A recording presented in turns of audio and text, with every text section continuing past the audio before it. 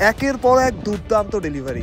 কোহলি আর ক্যাডমোর যেন বুঝতেই পারছিলেন না নাহিদ রানা আনকমন প্রশ্ন, সে আনকমন প্রশ্নের উত্তর খুঁজতে গিয়ে নাজেহাল। একের পর এক মিস, একের পর এক বলে বিট।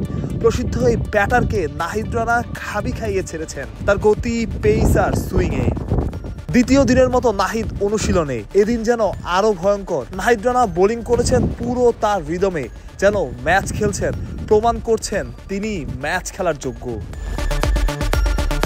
নাহিদ রানা প্রথম ম্যাচ খেলেননি, বসেছিলেন ডাগ আউটে, খুব স্বাভাবিক। তার বদলি হিসাবে যাকে নেওয়া হয়েছিল সেই লুকউড পারফর্ম করেছেন।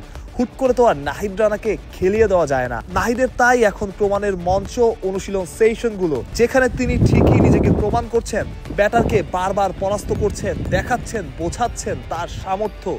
টি-20 ক্রিকেটে, বিশেষ করে PSL এ লাহোরের উইকেটে তিনি কতটা কার্যকরী হতে পারেন।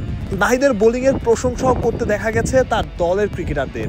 করবেনই বা না কেন, এখনো অনেকটা অচেনা। অনেকেই নাহিদকে প্রথমবার দেখছেন, এটাই স্বাভাবিক। তবে প্রথম দেখাতেই ইমপ্রেস করে ফেলা নাহিদ করছেন ঠিক সেটাই। নিজের সর্বোচ্চ সামর্থ্য দিয়ে বোলিং করছেন, শিখছেন, কখনো ইনসুইঙ্গার, কখনো আউটসুইং, কখনো বল আসছে 140 কিলোমিটার প্রতি ঘন্টায়, কখনো বা ব্যাটার বুঝতেই পারছেন না বলের লেন।